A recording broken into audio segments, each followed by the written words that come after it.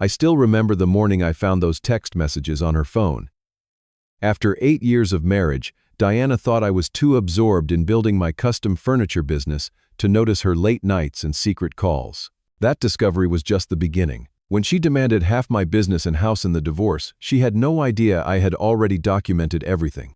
Before I tell you how I turned the tables on her elaborate plan, let me know where you are watching from and hit that subscribe button to support real stories like mine. My journey into woodworking began when I was just 19. I had always been fascinated by the way skilled hands could transform raw lumber into functional art. With just $2,000 saved from summer jobs, I set up a small workshop in my parents' garage. Those early days were filled with splinters, mistakes, and endless learning. I would work until my fingers ached, perfecting joinery techniques and developing my own style that blended traditional craftsmanship with clean, modern lines. 10 years later, that humble beginning had grown into Hawthorne Custom Furnishings, now valued at over $2.5 million. I had a showroom downtown, a large workshop space, and 12 talented employees who shared my passion for quality craftsmanship. We had become known for creating pieces that would become family heirlooms, furniture that told stories and carried histories forward through generations. I met Diana at the Riverdale Art Fair, where I was showcasing a dining table that had taken me 3 months to complete. She approached my booth with genuine curiosity, asking thoughtful questions about the wood selection and joinery methods. Her dark hair fell in soft waves around her face, and her green eyes lit up when I explained how I had salvaged the walnut from a 200-year-old barn. Unlike most visitors who merely commented on the beauty, Diana wanted to understand the process, the story behind each piece. Our connection was immediate and intense.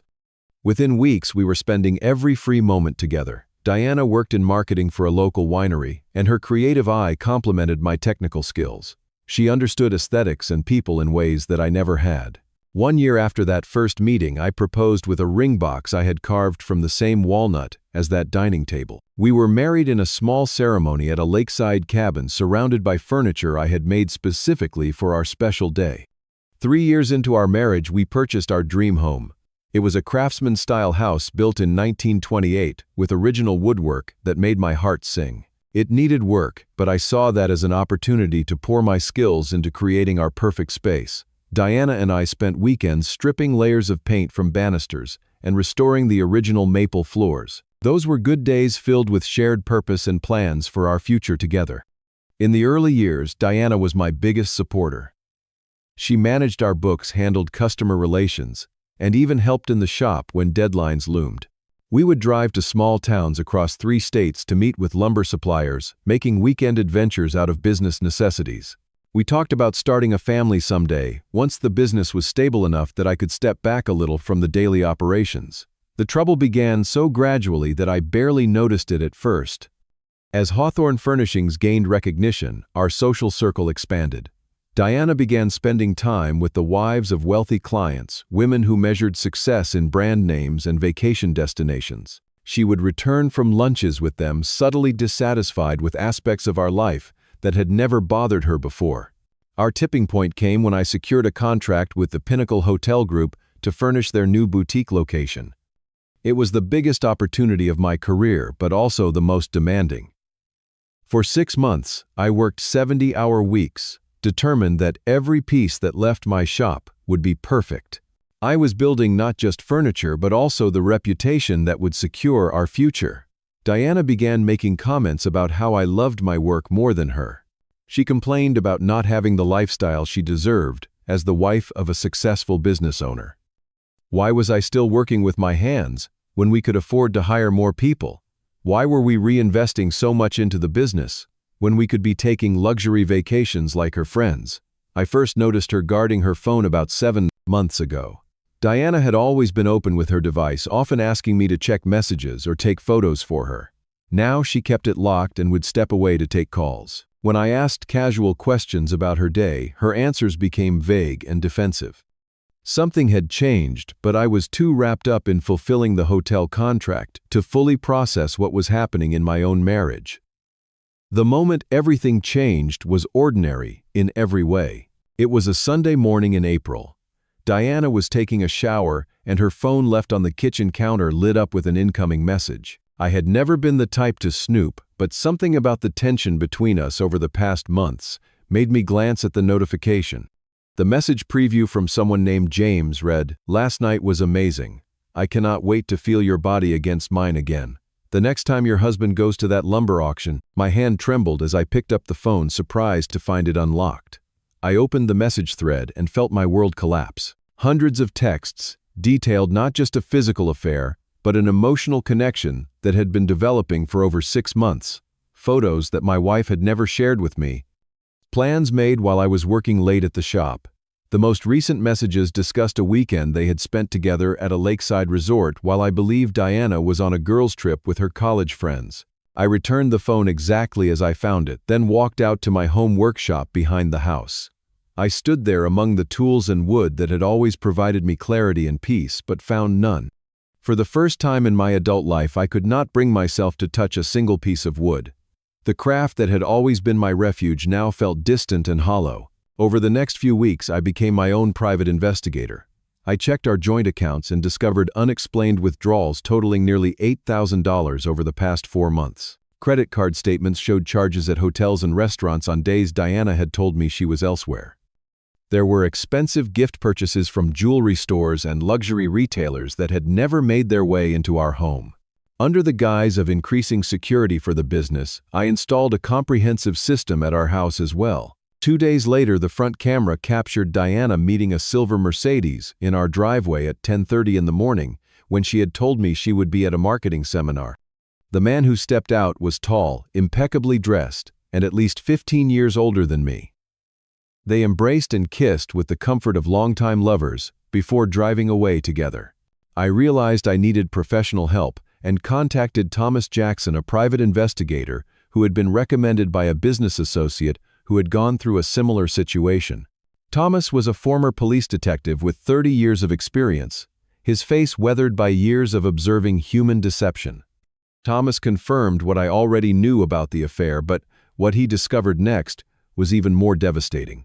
James Blackwell was not just any man. He was a real estate investor worth over $30 million who had recently joined the board of the country club where Diana had been spending increasing amounts of time. He was also known for targeting businesses for acquisition, often using personal relationships to gain inside information. The emotional impact was debilitating. I began making mistakes in the workshop that I had not made since I was a beginner. Twice I had to scrap expensive pieces of wood after cutting them incorrectly. My employees exchanged concerned glances when they thought I was not looking.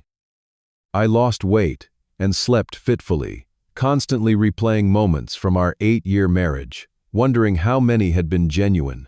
The final piece of the puzzle fell into place when I decided to check our home computer.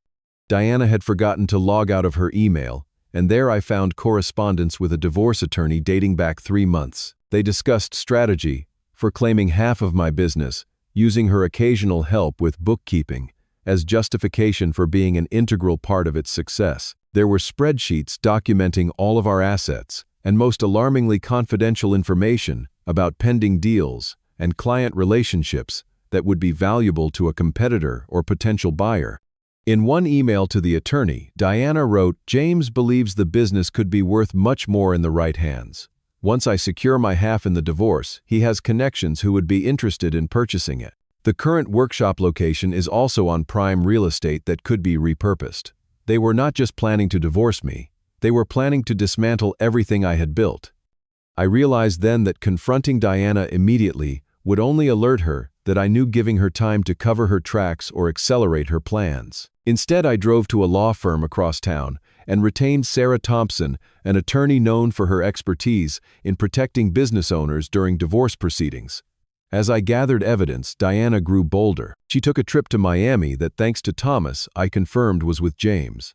She began using the business credit card for personal expenses, claiming they were client dinners or business supplies. She even tried to get me to sign documents, transferring partial ownership of the business to her, as a tax strategy recommended by a new accountant friend, who I later discovered was connected to James. After 8 years of marriage, Diana informed me one Tuesday evening that she wanted a divorce.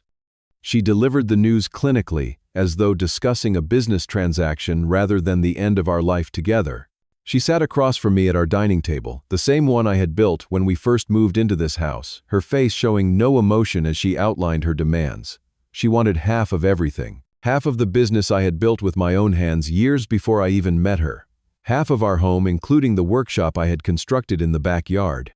Ongoing alimony that would drain the business of its operating capital. Her attorney had already prepared the paperwork. What truly shocked me was the coldness in her eyes, the absence of the woman I thought I had known. This was not an emotional decision for her. This was the execution of a carefully constructed plan. When I asked about the reasons for the divorce, she launched into a prepared speech about growing apart and wanting different things. No mention of James. No acknowledgement of her betrayal. Then came the threats delivered with calculating precision. Diana claimed she had been instrumental to the success of Hawthorne Furnishings. Without her handling the books and client relations in those early years, the business would have failed.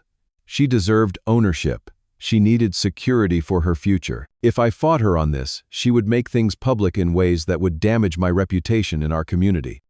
She hinted at having documentation of cash transactions that had not been properly reported, threatening the implication of tax improprieties that did not exist. After she delivered her ultimatum, she informed me she would be staying with a friend while I considered her generous offer. The friend I knew was James, though she maintained the pretense that I was ignorant of the affair. The next morning, I met with Sarah Thompson in her office overlooking the river. Sarah was in her 50s with steel gray hair and the sharp eyes of someone who had seen every dirty trick in the book. When I explained the situation and showed her the evidence I had gathered, she leaned back in her chair and gave me her first genuine smile. "You have done the groundwork many of my clients fail to do," she said. "Now we need to address the vulnerabilities in your position and develop a counterplan." We spent 3 hours identifying my potential weaknesses. The business was solely in my name, and I had documentation of its existence before my marriage. However, Diana had indeed worked for the company without a formal employment agreement, creating some ambiguity about her role. The house had been purchased during our marriage with commingled funds, giving her a legitimate claim to a portion of its value. Most concerning was the potential damage to client relationships if Diana went public with accusations true or false. In the luxury furniture, market reputation was everything. Over the next 2 weeks, I moved methodically through the plan. Sarah and I developed. I secured my intellectual property by formally documenting my design processes and techniques. I spoke privately with my most loyal employees, not revealing the personal details but ensuring they would not be caught off guard by changes in the business. I meticulously documented Diana's misuse of business funds, creating a clear paper trail of her unauthorized personal expenses. Thomas provided a comprehensive report of the affair, including photographs, video, and a timeline that corresponded with suspicious financial transactions. Most crucially, Sarah helped me obtain communications between Diana and James that revealed their intentions for my business after the divorce. Their plan to force a sale and redevelop the property constituted a conspiracy that dramatically weakened her position. With everything in place, I agreed to meet with Diana and both our attorneys to discuss settlement terms. Diana arrived with the confident air of someone who believes they hold all the cards. Her attorney, an aggressive young man in an expensive suit, began by reiterating her demands and suggesting that a quick resolution would be in everyone's best interest.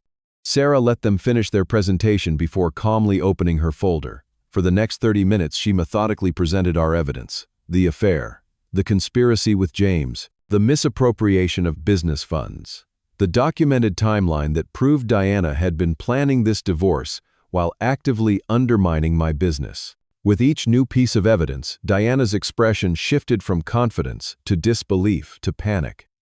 When Sarah presented financial records showing that James had been making similar investments in the divorces of 2 other business owners, whose companies he had subsequently acquired at bargain prices, Diana went pale. The final blow came when Sarah revealed that James had recently begun seeing another woman, the wife of a local brewery owner. Thomas had documented their meetings over the past 3 weeks. During the same period, he was supposedly planning a future with Diana. James had played this game before, and Diana was not even his only current target. Diana's attorney requested a break. When we resumed an hour later, their demands had transformed into a plea for basic considerations. The power dynamic had completely reversed. The divorce was finalized in 90 days. In the end, Diana received only what was legally required compensation for her actual contributions to our joint assets during the marriage. I maintained 100% ownership of Hawthorne Furnishings. I kept the house paying her for her portion of the equity. There was no alimony. James disappeared from Diana's life. The moment it became clear, she would not be bringing half my business with her. According to Thomas, who had become something of a friend during this process, James had already moved on to his next target. Diana was left with the painful realization that she had sacrificed an authentic relationship for an illusion. The aftermath was not immediately easy. The emotional toll of the betrayal affected my work in ways I had never experienced before. For the first time, I felt disconnected from my craft. I would stand in my workshop surrounded by the tools and materials that had always brought me joy and feel nothing but emptiness. My employees carried the business during those difficult weeks. Jackson, my shop foreman who had been with me since almost the beginning, stepped up to manage client relationships. Maria, my newest hire but most naturally talented woodworker, took on some of my custom commissions. Their loyalty humbled me and became the first step in my healing. 3 months after the divorce, I found myself working late one night on a simple rocking chair with no client or purpose in mind. As my hands moved across the wood, shaping and smoothing, I realized I was creating again for the pure joy of it, something I had not done since before the divorce. That chair became the first piece in a new collection I called Renaissance, inspired by themes of resilience and transformation. The Renaissance collection received attention from design magazines and drew new clients to the showroom. Ironically, the business began to thrive in ways it never had before. I implemented structural changes that created more sustainability, including bringing Jackson and Maria into leadership roles that reduced my own workload. The personal side of recovery came more slowly. I experienced a period of intense loneliness despite being surrounded by supportive friends and employees. Trust did not come easily anymore. I declined several well-intentioned setups from friends not yet ready to risk my heart again. My healing came from unexpected places. I joined a mountain biking group that met every Saturday morning, finding that physical exertion in the forest helped clear my mind in ways that even woodworking could not. I reconnected with my older sister in Colorado, visiting her family and remembering the joy of being an uncle to her 3 kids. Most surprisingly, I found connection through teaching. I began offering weekend workshops at the shop, teaching basic woodworking skills to beginners. Seeing their satisfaction in creating something with their hands reminded me of my own early days and rekindled my passion for the craft itself, separate from the business. It was during one of these workshops that I reconnected with Jessica, who had been 2 years behind me in high school. She had signed up to learn how to build a simple bookshelf, bringing along her 10-year-old daughter who shared her interest. Jessica was now an elementary school art teacher, divorced herself for 3 years. Our shared experiences and her genuine appreciation for craftsmanship created an easy friendship that gradually evolved into something more. One unexpected positive outcome was the creation of a profit-sharing program for my employees. The divorce had shown me the value of their loyalty and commitment, and I wanted to ensure they benefited directly from the success they helped create. This decision transformed the culture of the company, with everyone now personally invested in our growth and reputation. Through all of this, I learned that vigilance does not have to mean paranoia, and that trust is still possible even after betrayal. Diana had shown me what happens when success is measured only in financial terms, helping me recognize that true wealth includes integrity and authentic connection. The business continues to grow, but I no longer measure my success by its valuation alone. I measure it in the quality of each piece that leaves my shop, in the satisfaction of clients who will pass my tables and chairs down to their grandchildren, and in the community I have built around the values of craftsmanship and honesty. Sometimes I think about how Diana's attempt to take everything from me actually gave me something invaluable: the chance to rebuild my life with intention and awareness. The painful dismantling of what I thought was a partnership revealed the foundation for something more authentic. I now know that losing what I thought I wanted led me to discover what I truly needed, and that realization has made all the difference. Have you ever had an experience where something that seemed devastating actually led to positive change in your life? Share your story in the comments below. If this resonated with you, please hit that like button and subscribe to hear more real-life journeys of overcoming challenges. And if you know someone who might need to hear this message of resilience, share this video with them. Thank you for listening to my story. And remember that sometimes our greatest challenges reveal our greatest strengths.